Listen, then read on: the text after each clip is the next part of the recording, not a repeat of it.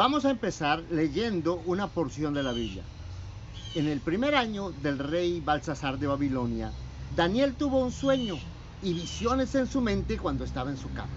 Entonces escribió el sueño y relató el resumen de él. Dice: miraba yo en visión nocturna que los 4 vientos del cielo agitaban el gran mar, y 4 bestias enormes, diferentes las unas de los otros, subían del mar.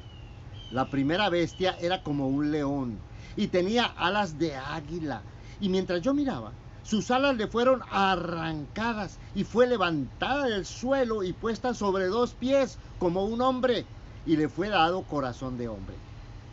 La otra segunda bestia, semejante a un oso, estaba levantada de un costado, y en su boca, entre sus dientes, tenía 3 costillas, y le dijeron: levántate y devora mucha carne. Después de esto seguí mirando, y otra más, semejante a un leopardo, que tenía sobre su lomo 4 alas de águila, y la bestia tenía 4 cabezas, y le fue dado dominio. Y después de esto seguí mirando en las visiones nocturnas, y vi una 4ª bestia, terrible, espantosa y en gran manera fuerte. Tenía enormes dientes de hierro, y devoraba y desmenuzaba y pisoteaba los restos con sus pies. Era diferente a todas las bestias que le antecedieron, y tenía 10 cuernos. Esto dice Daniel capítulo 7, versículos 1 al 7. ¿Qué quieren decir estas extrañas palabras? En la Biblia hay muchos pasajes que se parecen a lo que acabamos de leer. ¿Y cómo debemos entender esos textos? Muchas personas a través de muchos años han leído en este y en muchos otros textos semejantes augurios del fin del mundo y de las cosas terribles que deben pasar antes. Somos curiosos, y la ansiedad frente al futuro y al peligro, las tragedias y la muerte con frecuencia nos llevan a fascinarnos con los vaticinios de lo que está por venir. Por eso hay tantos brujos y pseudoprofetas que se vuelven famosos y ricos adivinando el futuro. También por eso muchos leen la Biblia para descifrar presagios y posibles profecías acerca de lo que pasa o de lo que está por pasar hacia el fin del mundo. Sin embargo, el futuro le pertenece a Dios. En cierta ocasión, los discípulos le preguntaron a Jesús si habría de restaurar el reino de Israel en aquellos días. Pero Jesús les contestó: no les corresponde a ustedes saber los tiempos ni las épocas que el Padre ha fijado con su propia autoridad. Hechos capítulo 1, versículo 7. En otra ocasión, Jesús también dijo: pero de aquel día y de aquella hora nadie sabe, ni siquiera los ángeles del cielo, ni el Hijo, sino solo el Padre. Mateo capítulo 24, versículo 36. La Biblia, pues, no fue escrita para darnos minuciosos informes de los eventos que pasan en nuestros días o de las cosas que van a pasar en los años venideros. ¿Cómo entonces debemos entender textos como los que leímos al principio? Miren, leyendo un poquito más adelante en Daniel, vemos que él mismo interpretó su visión. Él le dijo: estas bestias enormes son 4 reyes que se levantarán sobre la tierra. Capítulo 7, versículo 17. Daniel también se refirió a estos 4 reinos en el capítulo 2, cuando interpretó el sueño que tuvo el rey Nabucodonosor. Los reinos a los que se refiere Daniel son imperios: los imperios de Babilonia, de Persia, de Grecia y de Roma. Lea en su tiempo libre Daniel capítulo 2, versículos 32 y 34. Anótelo. Esta era una sucesión de imperios paganos bajo cuyo poder habrían de vivir los israelitas durante los siguientes 5 siglos. El 4º reino era Roma, bajo cuyo dominio nació Jesús. Pero ¿por qué habla la Biblia en estos términos? La Biblia es la palabra de Dios, es decir, es comunicación del Creador. Miren, nosotros también nos comunicamos unos a otros cotidianamente por medio de la palabra. Y nosotros usamos diferentes géneros para comunicarnos.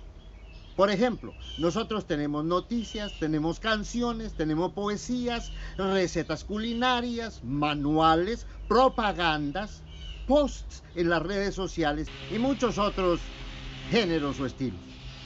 Dios habla con nosotros usando varios métodos de comunicación. Hay un género en la Biblia al cual no estamos muy acostumbrados. Se llama, o lo llamamos, el género apocalíptico. Es muy particular del pueblo israelita, especialmente a partir del siglo VI antes de Cristo. Por eso a veces no lo entendemos y muchos terminan malinterpretándolo e incluso abusando de él. Dios se comunica con nosotros para transformarnos, no solamente para informarnos o entretenernos. La palabra apocalíptica de Dios no nos ofrece un sumario de acontecimientos finales. Apareció una vez que aquellos israelitas sufrieran devastadoras tragedias de guerra y opresión. En medio del hambre, de la enfermedad y la violencia, ellos articularon sus mensajes en este género. Después de la masiva deportación de judíos a Babilonia y de los subsiguientes vaivenes de su historia bajo el dominio de poderosos imperios paganos, se escribieron varios libros en dicho género. Dios también inspiró a varios escritores bíblicos para comunicar su mensaje en el género apocalíptico. ¿Qué quiere Dios comunicarnos en estos textos? El mensaje de estos textos busca formar nuestras actitudes y nuestro carácter frente al caos y al sufrimiento que acompaña nuestra existencia en el mundo. Yo voy a mencionarles aquí 3 mensajes importantes que Dios nos hace llegar por medio de los textos apocalípticos de la Biblia. Primer mensaje: hay una lucha real y dolorosa entre el bien y el mal. El mal, con todas sus terribles consecuencias, es real. Podemos mirar la vida y nuestro porvenir con optimismo, pero tenemos que ser realistas. El mal, el caos, la tragedia y la muerte están a la vuelta de la esquina.